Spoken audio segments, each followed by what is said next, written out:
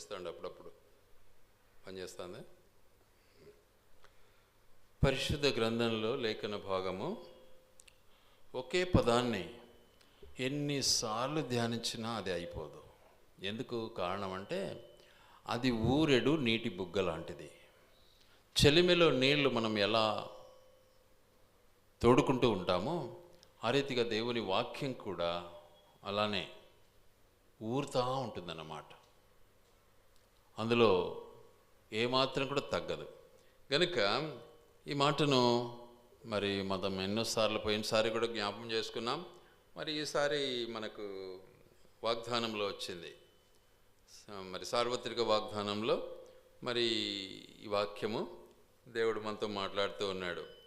యెహోవా ఉత్తముడు, శ్రమ దినములను ఆయన ఆశ్రయదుర్గము, తన యందు నమ్మిక ఉంచు వారిని ఆయన ఎరుగును. అది జ్ఞాపం చేసుకోవాలి. తన వారిని ఆయన ఎరుగును. ఎవరు? నమ్మకముంచబడినటువంటి వారు. ఎవరైతే ఆయన యందు నమ్మిక ఉంచి ఉన్నారో వారిని ఆయన ఎరుగును. ఒకసారి జ్ఞాపం చేసుకుందాం, ఎలా ఎరుగుతాడో, ఎలా గుర్తిస్తాడో.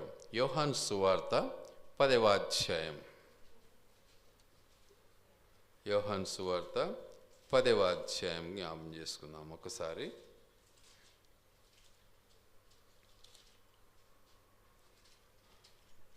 యోహాను సువార్త 10వ అధ్యాయము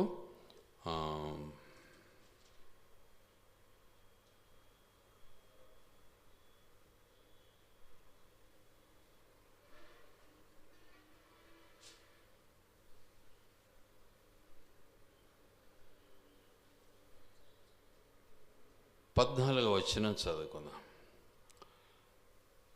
నేను గొర్రెల మంచి కాపరిని, తండ్రి నన్ను ఎలాగు ఎరుగునో, నేను తండ్రి ఎలాగు ఎరుగుదునో అలాగే నేను నా గొర్రెలను ఎరుగుదును. నా గొర్రెలు నన్ను ఎరుగును, మరియు గొర్రెల కొరకు నా ప్రాణము పెట్టుచున్నాను. ఎంత స్పష్టంగా మాట్లాడుతున్నాడు. తండ్రి నన్ను ఎరుగును, తండ్రిని నేను ఎరుగుదును. వాస్తవానికి మన యొక్క జీవిత విధానాన్ని ఒక్కసారి మనం ఆలోచిస్తే, మన తండ్రిని మనం ఎరుగుదుమా? మన తండ్రి మనల్ని ఎరిగి ఉన్నాడా? మన తండ్రికి అయితే మనం బాగా తెలుసు, కానీ మన తండ్రి మనకు తెలియదు. సమస్య ఆడొచ్చింది ఇప్పుడు. మన తండ్రికి మనము చాలా బాగా తెలుసు, కానీ మన తండ్రిని మనము ఎరిగి ఉన్నామా? ఇది పెద్ద లోపం. కాబట్టి మన తండ్రిని మనం ఎరగడం చాలా అవసరం. మన తండ్రిని మనం ఎరగటానికి ఏం చేయాలి? ఏం చేస్తే ఎరగలం? ఒక మాట ఏమంటుంది కొరింథీ మొదటి పత్రిక 8వ అధ్యాయం 3వ వచనం. కొరింథీ మొదటి పత్రిక 8వ అధ్యాయం 3వ వచనం. ఒకడు దేవుని ప్రేమించిన ఎడల, దేవుని ప్రేమించిన ఎడల, దేవుని ప్రేమించేది నేర్చుకోవాలి మనం. ప్రేమించడం అంటే దండం పెట్టుకోవడమో లేకపోతే గుర్తులు వేసుకోవడమో కాదు కదా. ప్రేమించడము అంటే ఆయన ఆజ్ఞలను అనుసరించటం, ఆయన మనకిచ్చిన ఆజ్ఞను మనము అనుసరించటం ప్రేమించటం. ఎప్పుడైతే ఆయన్ను మనం అనుసరిస్తామో ఆయన ఏం చేస్తాడో మనల్ని ఏమంటున్నాడు ఇక్కడ? అతడు దేవునికి ఎరుకైన వాడు. దేవుడు ఆయన గుర్తిస్తాడు. ఆయనను ప్రేమిస్తే ఆయన మనల్ని గుర్తిస్తాడు. ఆయన్ని మనల్ని ప్రేమించకుండా ఏమలే దేవుడు చూసుకుంటాడు. చాలామంది ఈ రోజుల్లో ఆ పదం వాడతారు. ఆయన ప్రేమించేది ఉండదు, కానీ దేవుడు చూసుకుంటాడు. అంటే దేవుడు చూసుకున్నాడో లేదో నెపం ఆయన మీద వేయటం ఎంత దౌర్భాగ్య పరిస్థితి. కానీ దేవుడు చూసుకుంటాడు, ఇందులో సందేహంలే. ఎరుకైన వాడు, దేవుడు మనల్ని గుర్తించిన వాడు. అయితే ఆయన్ను మనం ప్రేమించిన వారం కావాలి. ఆయన్ను మనం ప్రేమించిన వారం అవుతే ఆయన మనకు ఏమై ఉంటాడు? మనకు కోటయ్య ఉంటాడు, శైలమునై ఉంటాడు, రక్షించడానికి సిద్ధంగా ఉంటాడు. ఆయన నా కేడము, నా రక్షణ, నా శృంగము, ఉన్నత దుర్గము, నా దేవుడు నేను ఆశ్రయించి ఉన్న నా దుర్గము. దావీదు మహారాజు అంటాడు ఈ మాటలు. 18వ కీర్తన మరి 2వ వచనంలో ఈ మాటలు చాలా స్పష్టంగా ఉన్నాయి. ఏమంటాడు ఆయన? యెహోవా నా శైలము, నా కోట, నన్ను రక్షించువాడు, నా కేడము, నా రక్షణ శృంగము, నా ఉన్నత దుర్గము, నా దేవుడు, నేను ఆశ్రయించి ఉన్న నా దుర్గము. బా, ఎంత ఆదరణ, ఎంత ఆదరణ!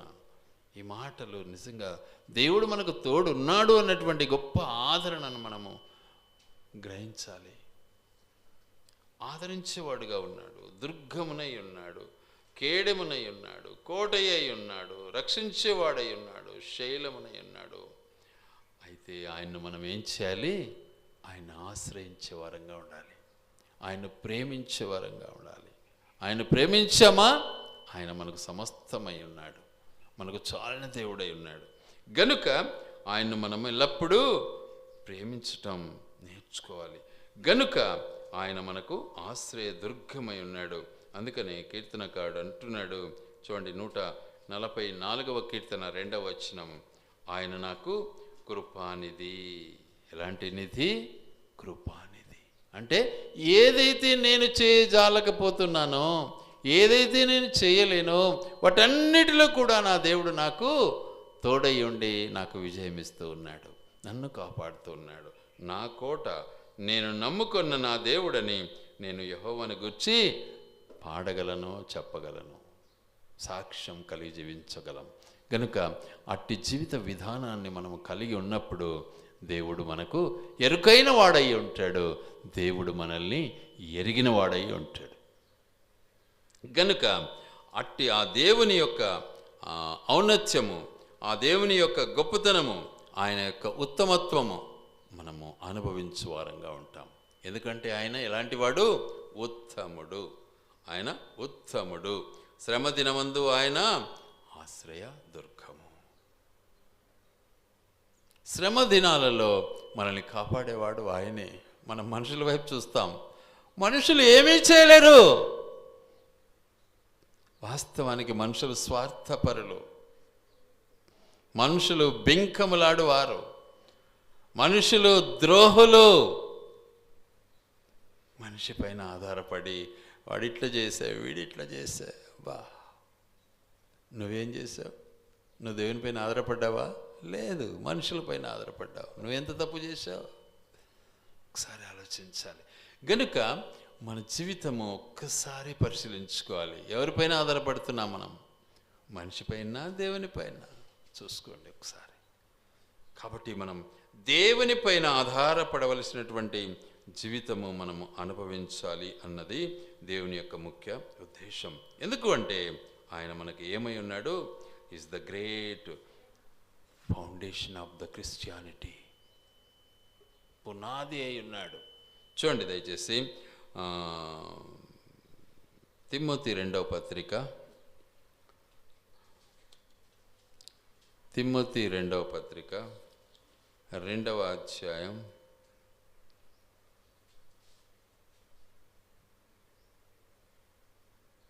19వ వచనం చదువుకుందాం. అయినను దేవుని యొక్క స్థిరమైన పునాది నిల్లకేడగా ఉంది. చూసారా, దేవుని యొక్క స్థిరమైన పునాది ఎలా ఉంటుంది? నిల్లకేడగా ఉంది. మనం ఎలా ఉన్నాము? చంచలత్వం కలిగి ఉన్నాం. ఇటు చూస్తాం, అటు చూస్తాం, 110 దారులు పట్టుకోవాలని ఇష్టపడతాం. నిమ్మలం లేదు మనకు, ఏకత్వం లేదు మనకు, స్థిరత్వం లేదు మనకు. చంచల బుద్ధి, బలహీనమైన ఘటం ఇది. కానీ దేవుని పైన ఆధారపడితే నిజంగా దేవుడు మనల్ని కాపాడటానికి ఇష్టపడతాడు. నేను రోజు ఏడ్చేది ఇదే, నా దేవా నన్ను జ్ఞాపం చేసుకో. ప్రతి దినము నా ఏడుపు ఇదే. ఎందుకు? ఆయన స్థిరత్వం కలిగిన వాడు, ఆయన మనల్ని ఆదరించేవాడు, ఆయన మనల్ని కాపాడేవాడు. ఆయనకు మనం స్తుతి చెల్లించాలి. అందుకే ఆయన వాక్యం ఏమంటుంది ఇక్కడ? ఆయన ఎలా ఉన్నాడు? స్థిరమైన పునాది కలిగినటువంటి వాడుగా ఉన్నాడు. ఆ తర్వాత ప్రభువు తన వారిని ఎరుగును. ఆ స్థిరత్వాన్ని ఎప్పుడైతే నువ్వు అనుసరిస్తావో తన బిడలవుతావు. తన బిడను ఆయన ఎరిగిన వాడవుతాడు. ఆయన్ని స్తుతించడం నేర్చుకోవాలి. దావీదు మహారాజు దినానికి 7 మార్లు స్తుతించేవాడు, 3 సార్లు ధ్యానించి ప్రార్థించేవాడు. మనం అసలు ప్రార్థన చేయమంటే చేస్తామేమో కానీ స్తుతి మాత్రం చెల్లించాం. ఎంత దౌర్భాగ్యలమోస్తుడు. ఈరోజు మనల్ని సజీవంగా ఉంచాడు దేవుడు అంటే మనం స్తుతి చెల్లించకపోతే ఏం ప్రయోజనం? ఏం ప్రయోజనం? ఎందుకు చెల్లించలేకపోతున్నామో? స్థిరత్వం లేదు మనలో, చంచలత్వం ఉంది. ఎప్పుడు దిక్కులు చూడమే మనకు తెలుసు. సో దిక్కులు చూసే జీవితం ఎలా ఉంటుంది? లోకంలో మునిగిపోతూ ఉంటుంది. పేతురు ఏ రీతిగా దిక్కులు చూసి సముద్రంలో మునిగాడో ఆ రీతిగా మనం కూడా ఈ లోకాన్ని చూస్తూ లోకంలో ఏమైపోతున్నామో మునిగిపోతున్నాం. స్థిరత్వాన్ని మర్చిపోతూ ఉన్నాం, పునాదిని మర్చిపోతూ ఉన్నాం. దేవుడు వేసిన ఆ పునాది రాయిని మర్చిపోతూ ఉన్నాం. ఆ పునాది రాయి క్రీస్తే. ఆ క్రీస్తు బండపైన మనం కట్టబడిన వారము అన్న సత్యాన్ని మర్చిపోయాం. మారు మనసు పొందినాం, ఏమనంటే బాప్తిజం తీసుకున్నాం, ఏమనంటే నేను అమ్మా ఎంత సీనియర్ మోస్ట్ అని మందిరంలో అంటాం. ఎక్కడ నీ యొక్క స్థిరత్వం? ఇందులో సీనియర్ జూనియర్ ఏముంటుంది? మారు మనసు పొందితే సీనియర్ ఉండదు, జూనియర్ ఉండదు, సమానత్వం ఉంటుంది. గనుక మన జీవిత విధానాన్ని బట్టి దేవుడు మనల్ని ఎరిగినవాడుగా ఉన్నాడు. ఇంకా చెప్పాలి అంటే ఎలా ఉంటుంది ఆయన పునాది? ఏమంటున్నాడు అక్కడ? ఒక మాట ఏమన్నాడు? ప్రభువు నామమును ఒప్పుకొను ప్రతివాడును దుర్నీతి నుండి తొలగి పోవలెను. కండిషన్. ఏమే కానీ మార్పు లేదు అక్కడ, ఏం దయాదక్షిణం లేదు అక్కడ, ఏమాత్రం కూడా గుంజాయిషి లేదు, ఏం కొసరు లేదు అక్కడ. ఎప్పుడైతే నువ్వు ప్రభువుని అంగీకరిస్తావో, నీ పాపం ఒప్పుకొని ఏం చేయాలి? నువ్వు దుర్నీతి నుండి తొలగిపోవాలి. అనునదియు దానికి ముద్రగా ఉన్నది, స్టాంప్ వేసుకోవాలి. అప్పుడే మన జీవితం ధన్యమవుతుంది. అప్పుడు మనం ఆయన్ని ఆరాధించిన వారం అవుతాం, అప్పుడు మనం ఆయన స్తుతించిన వారం అవుతాం, అప్పుడు ఆయన మనం గణపరిచిన వారం అవుతాం, అప్పుడు మనం ఆయన బిడ్డలము అవుతాం, అప్పుడు ఆయన మన తండ్రిగా మనల్ని ఎరిగిన వాడు అవుతాడు. అప్పుడు ఆయనతో కూడా ఆయన రాజ్యంలో ప్రవేశించే వారం అవుతాం. స్థిరత్వం లేకపోతే మన మనుషుల వైపు చూస్తూ దేవుడే దేవుడే అంటూ ఉంటే మాత్రము అంతకు మించిన పాపం ఇంకొకటి ఉండదు. ఇది గ్రహించాలి మనం. కాబట్టి దేవుడు మనల్ని కాపాడేవాడు, దేవుడు మనల్ని రక్షించేవాడు, దేవుడు మనకు కోటగా ఉన్నటువంటి వాడు, దేవుడు మనకు దుర్గమై ఉన్నాడు, మన రక్షకుడై ఉన్నాడు. ఆ యొక్క ఉన్నతమైనటువంటి దుర్గము మనకు ఆశ్రయస్థానముగా ఉంది. గనుక ఎట్టి బలాత్కారం నుండి అయినను మన ప్రభు మనల్ని రక్షించటానికి సంసిద్ధుడు. ఎంతనా చేసుకో, అగ్నిగుండములు వేస్తావా వెయ్యి, కాలిపోతామా కాలిపోని, కానీ మా ప్రభువు సమర్థుడు. అగ్నిగుండములో నుండి కూడా మమ్మల్ని కాపాడటానికి సమర్థుడు. ఒకవేళ కాపాడలేదు ఏం పర్వాలేదు, ఆయనే మాకు దేవుడు. ఫినిష్. ఏడుంది మనకు ఆ స్థిరత్వం? అట్టి స్థిరత్వాన్ని మనం మర్చిపోయినాము, కోల్పోయినాము. కాబట్టి మన బ్రతుకును మనం జ్ఞాపం చేసుకోవాలి, మన బ్రతుకు తెరువును మనం జ్ఞాపం చేసుకోవాలి. గనుక ఆత్మీయ స్థితిలో మనము ఎదుగునట్లుగా ఏం చేయాలి? సంపూర్ణమైనటువంటి నమ్మక విశ్వాసాన్ని మనము కలిగి ఉండాలి, భయభక్తులు కలిగి ఉండాలి. ఎల్లప్పుడూ కూడా ఆయన యందు భయం భక్తి కలిగినటువంటి జీవితాన్ని మనం అనుసరిస్తే ఆయన మనల్ని ఎరిగిన వాడై ఉంటాడు. కాబట్టి ఒకసారి ఒక ఉదాహరణను మనం జ్ఞాపం చేసుకుందాం. చూడండి, దావీదు మహారాజు అంటాడు 31వ కీర్తన 19వ వచనము, నీ యందు భయభక్తులు గల వారి నిమిత్తము నీవు దాచి ఉంచిన మేలు ఎంతో గొప్పది. మన దేవుడు మన కొరకు ఏం చేసి పెట్టాడు? అద్భుత రీతిగా మన కొరకు మేళ్లను దాచి ఉంచాడు. ఏ మేలు ఎప్పుడు ఇవ్వాలి అనేది ఆయనకు మాత్రమే తెలుసు. మనం చంచల బుద్ధి మంది. ఏంది నేను రోజు పూజ చేస్తూ ఉంటే నాకు ఇవ్వలేదే, రోజు నేను తాళం కొడతా ఉంటే నాకు ఇవ్వలేదే, రోజు నేను ప్రార్థన చేస్తూ ఉంటే నాకు ఇవ్వలేదే, ఏంది ఇది? ఏమి సరుకా, మార్కెటా? నీ హృదయం దేవునికి అంకితం చేయాలి. స్థిరత్వం కావాలి మనకు. అస్థిరులమై దేవుడు అంటే, అస్థిరత్వంలో దేవుడు అంటే ఏం ప్రయోజనం? ఆయనకు తెలుదా మన హృదయం? ఆయనకు చాలా బాగా తెలుసు. మనం ఒకరినొకరు సరిగా గుర్తించలేకపోవచ్చు, కానీ ఆయన మనల్ని బాగా గుర్తిస్తాడు. మన హృదయాన్ని గుర్తిస్తాడు. మన హృదయంలో ఏముంది ఆయన గుర్తిస్తాడు. ఏ మరణంతో మనం ఉన్నాము అని ఆయన గుర్తిస్తాడు. ఈ సత్యాన్ని ఎరగాలి. మనుషులను బట్టి మనం మాట్లాడడానికి ఇష్టపడతాం, పాపం పెంచుకుంటూ ఉంటాం. ఏం ప్రయోజనం అండి? మనుషులకు పేర్లు పెట్టుకుంటూ ఉంటాం, మనుషులను పోల్చుకుంటూ ఉంటాం, రకరకాల శారీరక మాటలతో, శారీరక ఆలోచనతో మనం దేవుని నామాన్ని వ్యర్థపరుస్తూ ఉన్నాం. కాబట్టి దేవుడైతే మన పట్ల జాలి కలిగినటువంటి వాడై, దయ కలిగినటువంటి వాడై, కరుణా సంపన్నుడై మనల్ని ఏం చేస్తున్నాడు? ఆదరిస్తున్నాడు, మేళ్లతో నింపుతున్నాడు. మనము నిజంగా బలహీనులమైనప్పటికీ వాటన్నిటిలో కూడా తన కృపచేత మనల్ని ఆదుకోవటానికి ఇష్టపడుతూ ఉన్నాడు. కీర్తనలు 32వ కీర్తన 10వ వచనం చదువుకుందాం. 32వ కీర్తన 10. భక్తిహీనులకు అనేక వేదనలు, చూసారా? భక్తిహీనులకు అనేక వేదనలు కలుగుచున్నవి, యెహోవా యందు నమ్మకయించు వారిని కృప ఆవరించుచున్నది. కృప. ఆ రోగం అంత బాగా కాదు, కానీ ఆయన బాగు చేయగలడు.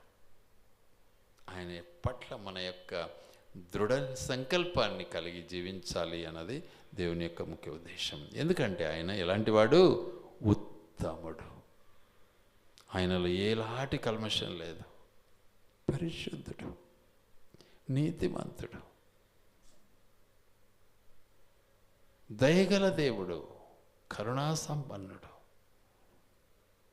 కాబట్టి ఆయన మన ఆశ్రయదుర్గం. ఆయన ఉత్తముడు. అట్టి ఉత్తమత్వాన్ని మనం ఏం చేస్తున్నాము? దుర్వ్యాపారం చేస్తున్నాము. ఆయనకు తెలియదు అనుకొని ఇక్కడ అబద్ధం ఆడతాం, ఆయనకు తెలియదు అనుకొని ఇంకొకరిని చీటింగ్ చేస్తాం, ఆయన తెలియదు అనుకొని ఇంకొకరిపై నింద వేస్తాం, ఆయనకు తెలియదులే అనుకొని మన నోరు జారిపోతూ ఉంటుంది, మన నాలిక జారిపోతూ ఉంటుంది. ఏం ప్రయోజనం? దానివల్ల ఏం లాభం మనకు? ఆలోచించాలి ఒకసారి. స్థిరత్వం లేని మన బ్రతుకును బట్టి మనము ఎన్నో శరీరపు మాటలు, లోకపు మాటలు మాట్లాడడానికి ఇష్టపడతాం. అయినా మన దేవుడు కరుణా సంపన్నుడు కనుక మనల్ని ఆదరించడానికి ఇష్టపడుతున్నాడు, మనల్ని కాపాడాలని ఇష్టపడుతున్నాడు. నువ్వు నమ్మావా? సమస్తం నీకు సాధ్యమే. కాబట్టి నమ్మువానికి సమస్తమును సాధ్యమే. మనం నమ్మడం నేర్చుకోవాలి. దేవుని ఎల్లప్పుడూ కూడా నమ్మకం కలిగి జీవించాలి. అది దేవుని యొక్క ముఖ్య ఉద్దేశం. అట్టి నమ్మకత్వాన్ని మనము మర్చిపోకూడదు. గనుక తన యందు ఎల్లప్పుడూ కూడా మనము భయం కలిగి, ఆయన యందు నమ్మిక కలిగి మనం జీవించినట్లయితే ధన్యులమవుతాం. అందుకే ఆయన అంటాడు, యెహోవా యందు యెహోవాను నమ్ముకునివాడు ధన్యుడు. యెహోవాను నమ్ముకునివాడు. యోహాను సువార్త 17:7. యోహాను సువార్త 17:7.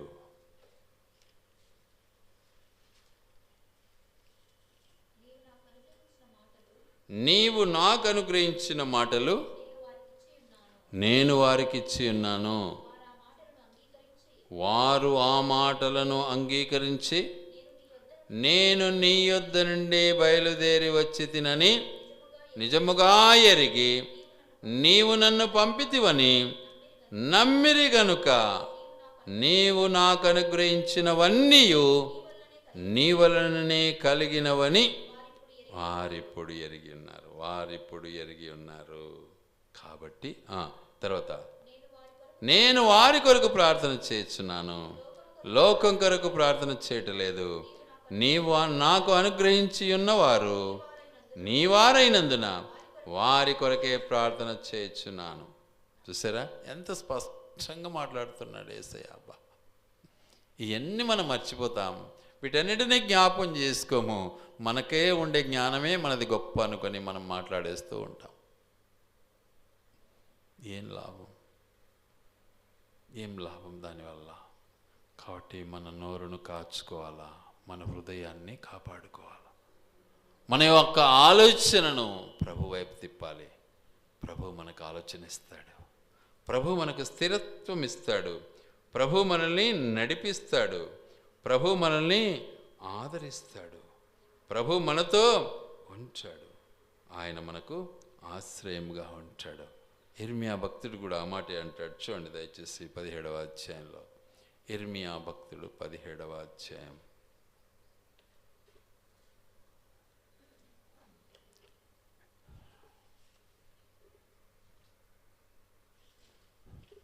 ఇర్మియా 17:7. యెహోవాను నమ్ముకున్నవాడు ధన్యుడు, మనుషులను నమ్ముకున్నవాడు వ్యర్థుడు. ఇది వాస్తవం. మా అన్న ఉంటాడులే, మా అక్క ఉంటుందిలే, నా భార్య ఉంటుంది, నా భర్త ఉంటుంది, నా పిల్లలు ఉంటారు. శూన్యం.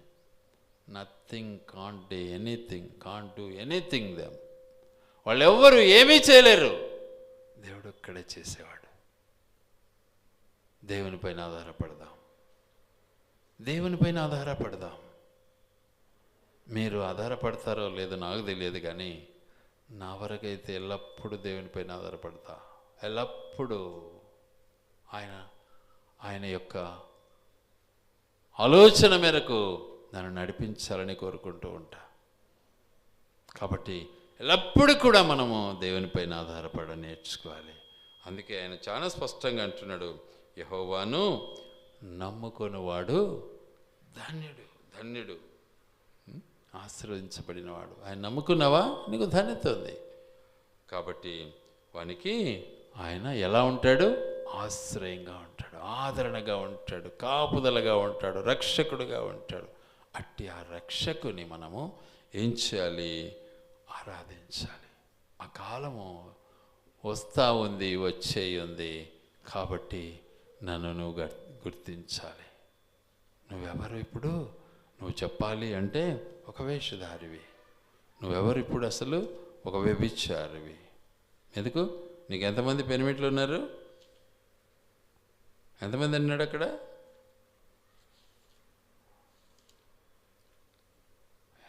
చూడండి దయచేసి 4వ అధ్యాయం, యోహాను సువార్త 4.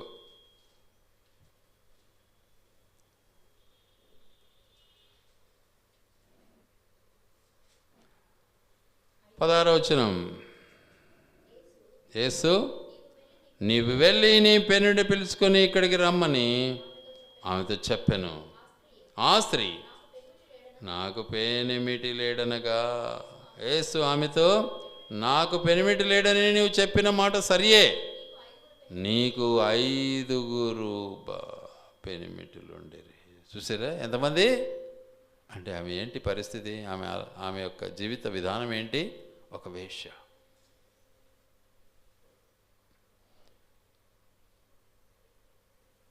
అయితే ఇప్పుడున్నవాడు నీ పెనిమిటి కాడు, సత్యమే చెప్పితివి. అబ్బా, చూసారా, నాకు పెనిమిటి లేడు, కానీ 5 మందితో సంసారం చేసేసింది.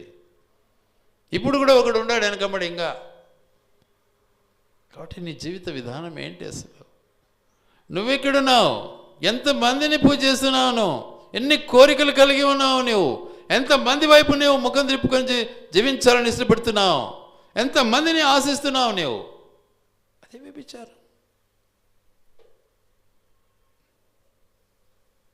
గనుక మన జీవితాన్ని మార్చుకోవాలి.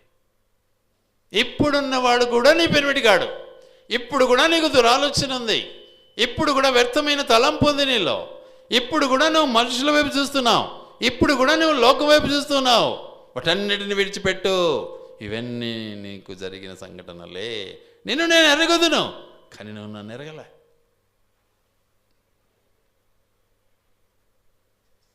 గనుక నీకు 5 ఉండేది. తర్వాత ఏమంటాడు? అప్పుడు ఆ స్త్రీ, అయ్యా నీవు ప్రవక్తవని గ్రహించున్నాను. మా పితరులు ఈ పర్వతం మందు ఆరాధించిరి, కానీ ఆరాధింపవలసిన స్థలము యెరూషలేములో ఉందని మీరు చెప్పుదురని ఆయనతో అనగా, యేసు ఆమెతో ఇట్లా నేను, అమ్మా ఒక కాలం వస్తుంది, ఆ కాలమందు ఏ పర్వతము మీద నేనను యెరూషలేమునైనను మీరు తండ్రిని ఆరాధింపరు. నా మాట నమ్మము. మీరు తెలియని దానిని ఆరాధించువారు, మేము మాకు తెలిసిన దానిని ఆరాధించువారు. కాబట్టి రక్షణ యూదులలో నుండి వస్తుంది. కాబట్టి యథార్థంగా ఆరాధించడం నేర్చుకో. ఇప్పుడే నేర్చుకో. ఇప్పుడే వచ్చేసింది నీకు. యథార్థత సంపాదించుకో. అటు ఇటు చూడకు, లోకం వైపు చూడకు, మనుషుల వైపు చూడకు, వ్యభిచరింపకు, దురాశకు పాలు పొందకు. ఇదిగో నీ ముందర నిలిచి ఉన్నవాడు ఎవడో నువ్వు తెలిసినట్లయితే నువ్వు మాట్లాడవు, నువ్వు ఈ విధంగా ప్రశ్నించవు. కానీ ఆమె వెంటనే ఏమనేది? నీవు ప్రవక్తవని నమ్ముతున్నానయ్యా నేననేది. నమ్మువానికి సమస్తం సాధ్యం. నువ్వు నిజంగా యూదా ప్రవక్తవే. రక్షణ యూదుల నుంచి వస్తుంది. నీవు రక్షించే దేవుడవే. అట్టి ఆ దేవుడు మన పట్ల, మన కొరకు ఏం చేశాడు? ఈ లోకానికి దిగి వచ్చాడు. ఏం చేశాడు? కలువరి సిలువకు అప్పగించుకున్నాడు. మనకు బోధ చేశాడు. మనం వినలే, లెక్కలు వేసుకోలే. పోనీ ఈ పొద్దున్న వింటున్నామా? ఈరోజు కూడా వినాలి అని దేవుడు కోరుకుంటున్నాడు. గనుకనే నీ కొరకు ఏం చేశాడు? ఆ కలువరి సిలువలో ప్రాణం పెట్టాడు. మన మొండి బ్రతుకును బట్టి ఆయన తన ప్రాణాన్ని అర్పించాడు. మనం ఆయన మాట వినిండే వాళ్ళమైతే బహుశా ఆయన కలువరి సిలువలో రక్తం కార్చి ఉండకపోవచ్చునేమో. మనం విననులని వారమై కఠిన హృదయులమై ఉన్నాం కాబట్టి తన ప్రాణాన్నే అర్పితం చేశాడు దేవుడు. అంత గటికులం మనమంతా. కాబట్టి ఆ సమయం వచ్చింది, రానే వచ్చింది, అది ఇప్పుడును వచ్చేయున్నది. తన్ను ఆరాధించేవారు అట్టివారు కావాలని తండ్రి కోరుచున్నాడు. దేవుడు ఏమై ఉన్నాడు? ఆత్మై ఉన్నాడు. ఆరాధించేవారు ఆత్మతోనూ సత్యంతోనూ ఆరాధించాలి. కనుక అట్టి ఆధిక్యతను మనమందరం కూడా అనుభవించి దేవుని ఆరాధించుకుందాం. మన కష్టాల్లో, మన బాధల్లో, మన రోగాలలో, మన యొక్క ప్రాణ సంకటాలు అన్నిటిలో కూడా దేవుడు మనకు తోడై ఉన్నాడు. లేకుంటే ఇంతవరకు రాలేము, ఇంతవరకు బ్రతకలేము. ఇంత వయస్సు మనకు కలిగినట్టు ఆయన ఇచ్చిన మహాకృప, కృప కృప. అట్టి ఆ కృపకు వెల ఏం చెల్లిస్తాం మనం? ఎన్నిసార్లు అనారోగ్యాలకు గురైనామో, ఎన్నిసార్లు ఇబ్బందులకు గురైనామో, ఎన్నిసార్లు కొట్టబడ్డామో, ఎన్నిసార్లు దూషించబడ్డామో, వాటన్నిటిలో కూడా మనల్ని కాపాడుతూ కాపాడుతూ కాపాడుతూ వచ్చాడు. ఇప్పుడు కూడా ఆయన వైపు చూడమంటున్నాడు. ఆయన వైపు చూసిన వారం అవుతే ఆయన మనల్ని ఎరిగినవాడు. నా గొర్రెలు నా స్వరం వినను, నేను పిలిచినప్పుడు పేరు పెట్టి వాటిని పిలిచేదను. ఆ పిలుపు కొరకు మనం ఎదురు చూద్దాం. పేరు పెట్టి పిలిచినప్పుడు ఆయన దగ్గరికి వెళ్ళడానికి సిద్ధపడదాం. ఆయన ఎరిగిన దేవుడు, ఆయన్ని ఆరాధిస్తాం. మనం తెలియని దాన్ని ఆరాధించేవారము, ఆయన తెలిసిన దాన్ని ఆరాధించేవాడు. తండ్రిని ఆరాధించే దేవుడు కుమారుడు. కాబట్టి తండ్రిగా, కుమారునిగా, పరిశుద్ధాత్మగా మన మధ్య సంచరిస్తూ, మనల్ని ఆదరిస్తూ, కాపాడుతూ, రక్షిస్తూ చేస్తున్న గొప్ప క్రియలన్నిటిని బట్టి దేవుని మనం స్తుతిస్తాం, ఆరాధిస్తాం. దేవుడి మాటలు ఆయన వెనుకడిలో దీవించి ఆశీర్వదించునుగాక. ఆమేన్. ఒక పాట పాడుకుందాం.